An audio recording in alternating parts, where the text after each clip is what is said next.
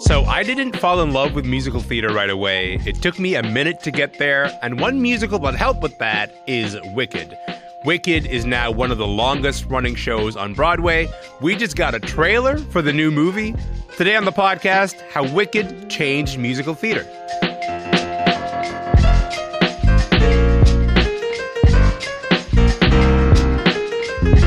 I'm Elamin Abdelmahmoud. This is Commotion. Look, even if you didn't watch the Super Bowl the other week, you probably heard Usher headline the halftime show, and then we found out Bianchi's got a new album on the way, and we also got this.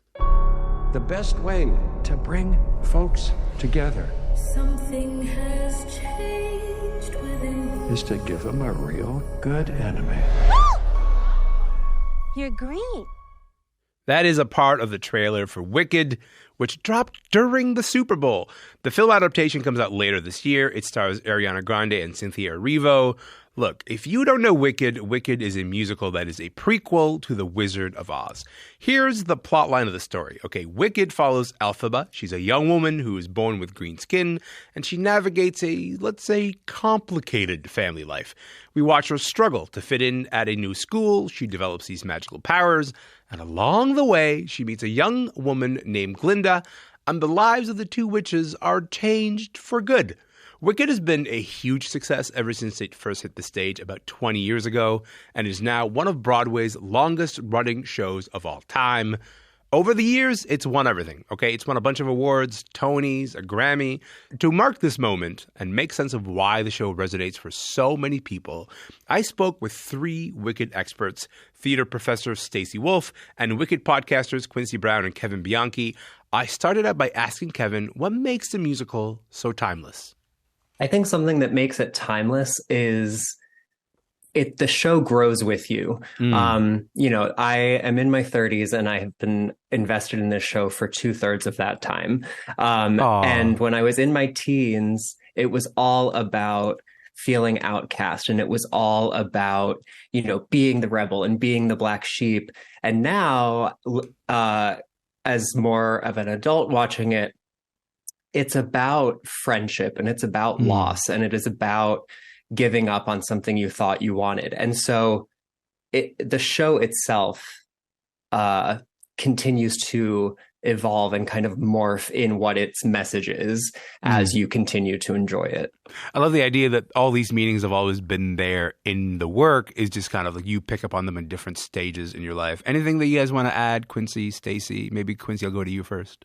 Yeah, I think what Kevin said is spot on. I only recently have tapped into the theme of life. That I like to say it's about life, but the friendship that happens and how complicated friendships can be. And even if you want a relationship to work out, sometimes life is just going to make it in a way that it can't happen. And there's no hard feelings or anything there. That's just kind of how life shakes out is a theme that I've only recently started to pick up on. And I've been obsessed with the show for over a decade, Stacy, what about you? Yeah, absolutely. I love these answers and completely agree, and do think that, as Kevin said and Quincy agreed with, the growing with people is why you can love this musical when you're a kid and love it when you're an adult and see it in completely different ways. Other things that I think are important is that the songs are fantastic. The aesthetics are gorgeous. And every time you see the show, you see something different. Every time you listen to the music, you hear something different because the lyrics are so smart. The score is absolutely wonderful. And it is unusual because it's about two women and a friendship between two women that grows through the course of the show. And that's an incredibly amazing and unusual for Broadway feminist message. I actually want to come back to that. I want to come back to that idea that, that Wicked is something unusual, that, before its time, we didn't really see this on the Broadway stages. But maybe, Stacey, you can take us back to 2003. What was Broadway like at the time that Wicked actually debuted? Well, Broadway in 2003 was still recovering from the catastrophe of 9/11. So in the 2002 season, ticket sales increased. And in 2003, it was pretty much getting back to normal. And this show was kind of the end of the 2003 season. One of the markers of the situation in New York and Broadway at the time was that Broadway and Times Square had been completely Disneyfied, as they like to say, or gentrified.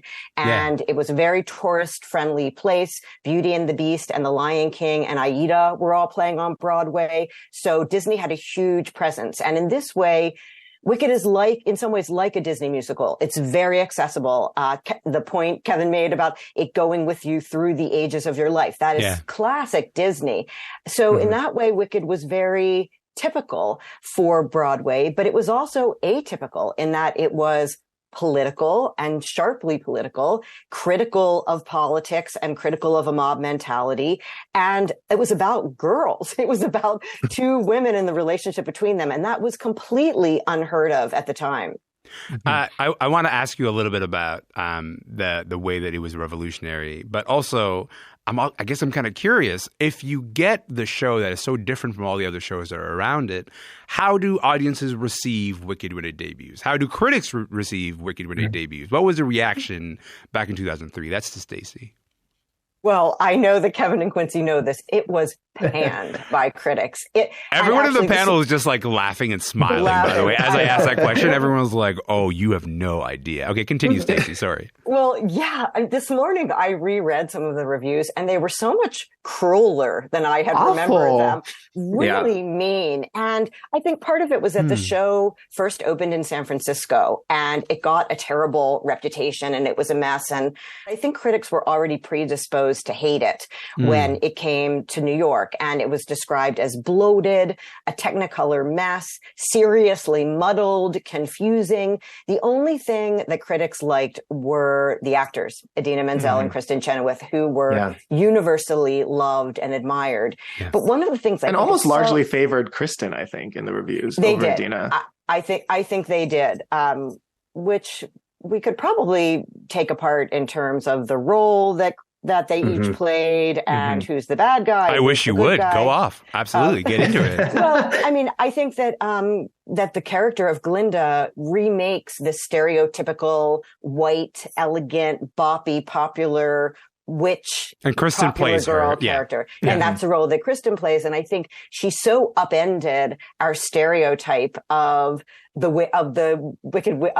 good witch, Glinda the Good Witch, that and she has incredible comic timing. She's so funny, and it just brought an entirely new way of seeing that character. And I think Elphaba is a more challenging role in terms of acting.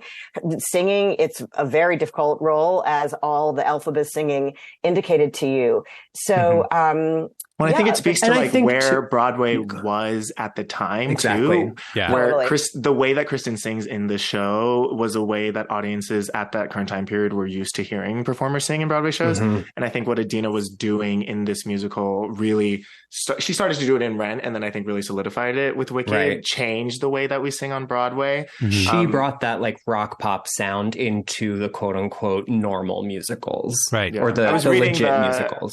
I was reading the New York Times review, and it was like, Idina Menzel will no doubt dazzle audience members who lean towards soft rock affinities, but Chenoweth is the real deal. And it was so mind-boggling to read that point of view. From because like era. Broadway has like a specific sort of like aesthetic and sort of, and accepts a certain kind of way of singing more than another one, I should say. Which I would say now the aesthetic leans more towards an Idina Menzel type of singing, but at the time, Kristen and the way Kristen sang was all the rage. Yeah, she was seen as a quote unquote legit soprano. That is such a good point.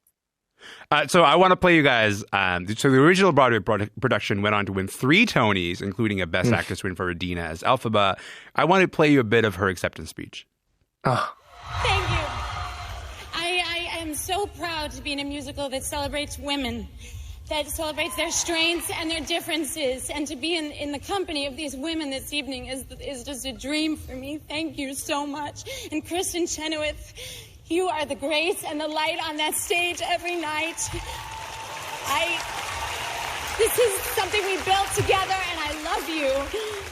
I just want to describe to people listening at home that the entire panel has, you guys all have your hands clasped, maybe on the verge of cry tears. when I watch that. Totally. And I love that. I love that. Like, this is like, again, this is the energy that we're bringing to this, but also the space that this show is able to create.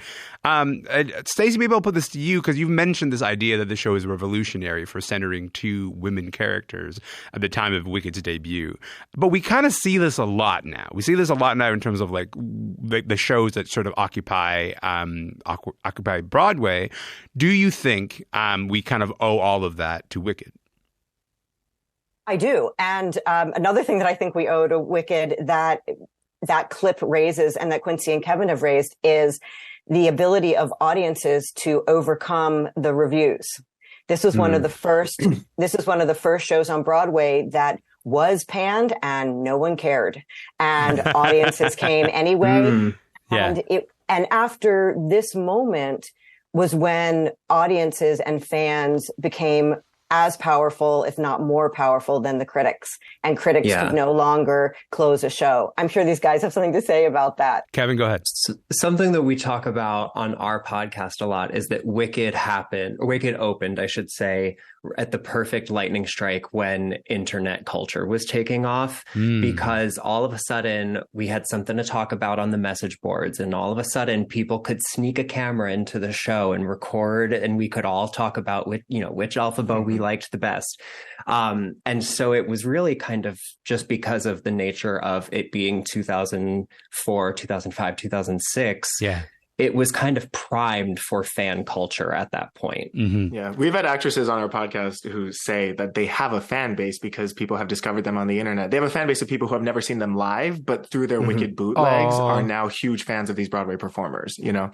I want to spend a bit of time talking about the fan culture around Wicked because I think it's like unlike anything else. And so I want to return to that in just a moment. But maybe, Kevin, Quincy just mentioned this idea that you guys have talked to a lot of the actors who have played Elphaba and Glinda over the years. What is it about these two roles that end up maybe possibly defining an actor's career? Oh, well, I mean, these are, like Stacy said, these are two big roles. These are heavy sings for both actresses. These are big, emotionally taxing acting roles. The actress playing Elphaba never leaves the stage once she's on. And I think Glinda's only off stage for maybe 10 minutes at a time. And I think for an actress, having either of these roles on your resume is a big, like, blue verification check mark. It's like, I can lead a show. Yeah. I can sing the way you need me to sing. I can exist in the corporate structure of a Broadway musical. It is a big signifier of what it means to be a leading lady in the sense of leading a company and carrying a show and being the person that the audience is going to associate as the show. Like the skill set is a broad skill set. Correct. Exactly that. Quincy, you were shaking, you were nodding as Kevin was speaking there. What do you think it is about these roles that can make a career for someone? I mean, yeah, I do wholeheartedly believe that playing these roles can really kickstart a career. Yeah. And you see it in modern day Broadway, where now it's kind of become a type of actress where you have a newer musical like Waitress or Frozen, where it's like, okay, let's just, any Elphaba we know can play Elsa in Frozen. Any Elphaba we know we can slot into the role of Jenna, because it's such a stalwart in the musical theater canon now. And it's and you look at we call them the golden age Elphabas and Glindas, who did the roles from when it opened to around like 2007, 2008. Yeah. And you look at all of them, and that was at the start of their career. And so many of them have turned into these Broadway leading ladies that we all know and love and gone on Legends. To have these incredible careers. And they all started in Wicked. What I love is that like you're kind of like writing Wicked lore as we speak when you're like the golden age Elphabas. And you kind of go like, what do you mean? But it's because you spent so much time diving deeper and deeper into the lore. I want to listen to a bit more music from the show. What is this feeling so sudden and new? I felt the moment I laid eyes on you. My pulse is rushing, my head is reeling. My face is flushing.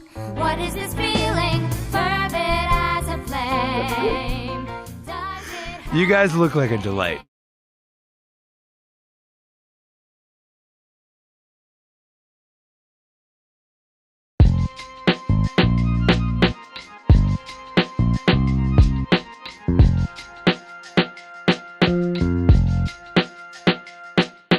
My name is Elamin Abdelmahmoud, and this is Commotion. Today on the podcast, Stacy Wolf, Quincy Brown, and Kevin Bianchi are all here to talk about Wicked, the musical, and its 20th anniversary.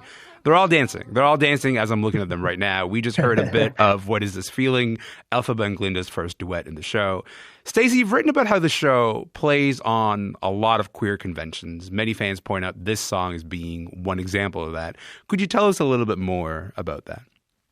Yeah, sure. Well, one of the reasons that I think Wicked is popular, no pun intended, in addition to it being revolutionary, is that it's actually built on a very old-fashioned musical theater structure. It's pretty much a Rodgers and Hammerstein musical with two women. And if you trace the organization of the songs that tell their story, and most of the songs in the show are duets, which is very unusual. There are a lot of solos, there are a lot of ensemble numbers, but the majority of the show is duets with these two women singing together so beautifully. And what we were each dancing in our seats, but we were not singing, which I know we all wanted to be doing along with that, with that recording. But Loathing is such a great example. And I think Loathing also demonstrates how self-conscious Stephen Schwartz and Winnie Holtzman were when they were writing this show, that they know their musical theater history backwards and forwards, because this show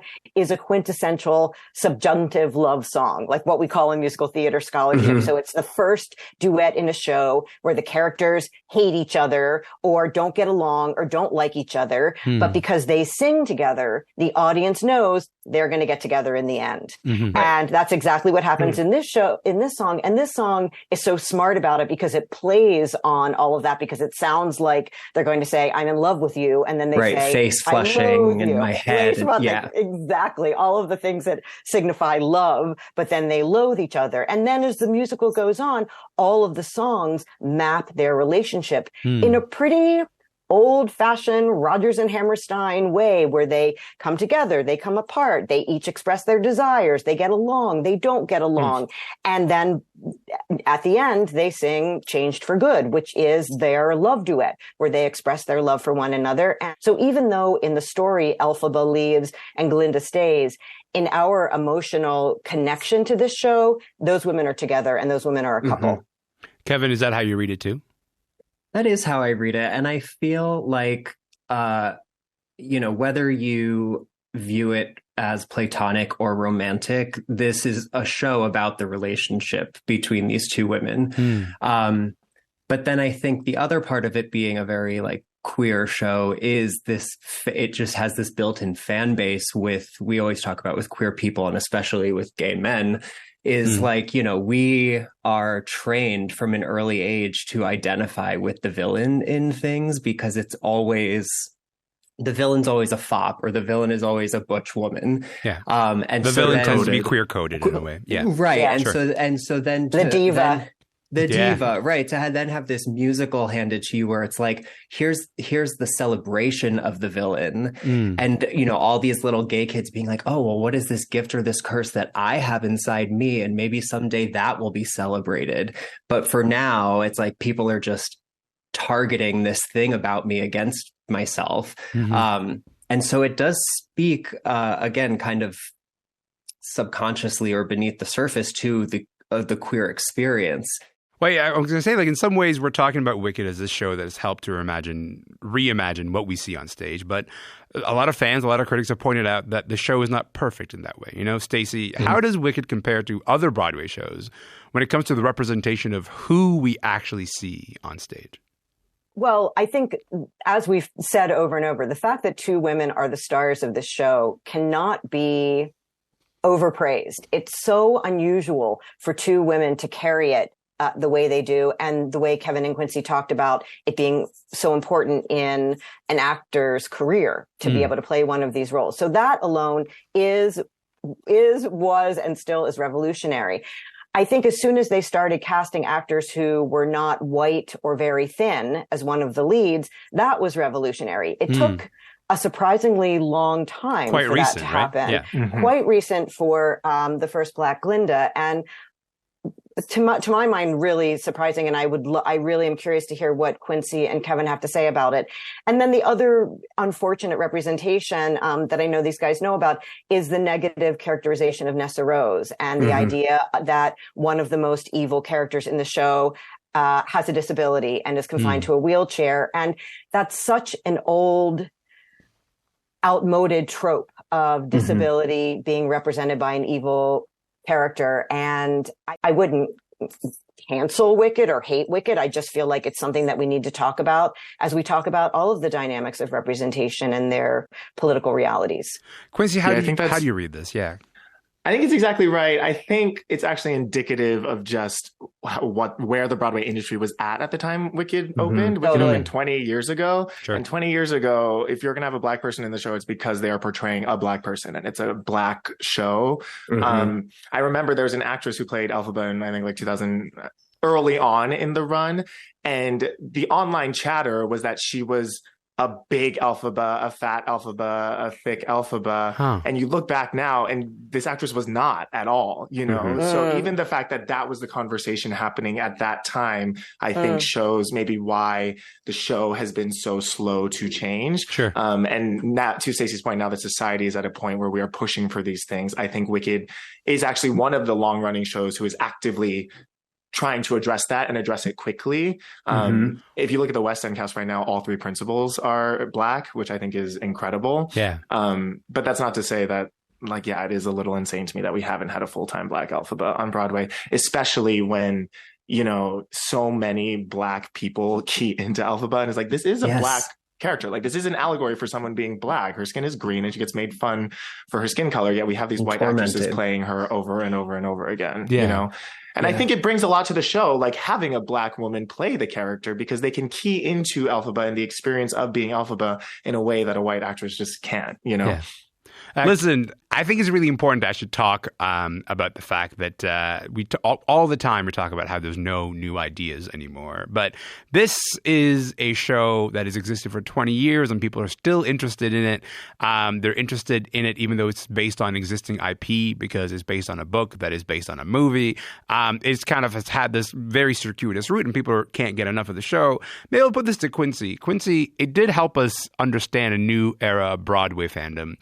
Could you tell us about how fans relate to the show online, the way that they talk about it? Because earlier someone mentioned bootleg recordings of earlier Elphabas, and I'm like, oh my God, that's how people talk about, like, I don't know, like the Grateful Dead from 1975. Like, what, so tell me about like the fan culture. Of I mean, I'll tell you my own story. Let's I go. grew up in Hawaii, where obviously I didn't have access to live theater in the way that I do now living in New York. So I discovered Wicked through Broadway bootlegs on YouTube.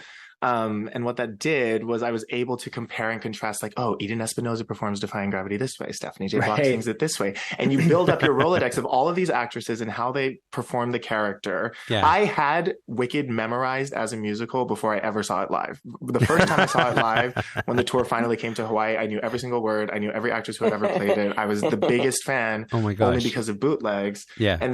And there's a whole culture behind it. So I had a website where you can collect these files. They have masters who go in and record the actual thing and then release it online to people. And then you trade with other bootleggers. Like, oh, I'll give you Eden Espinosa in LA in 2008 if you can give me Stephanie J. Block on Broadway in 2006. And you just build up this huge, I have hard drives of just Wicked bootlegs that kind of sustained me and my love for theater while I was not in New York City and able to have actual access to it. The way that you're talking about it, like it's your like lifeblood, is giving me life. I love it. I love it. Kevin, Quincy, Stacy, thank you so much for your time.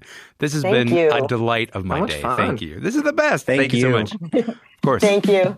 Whenever I see someone less fortunate than I, and let's face it, who is it less fortunate than I?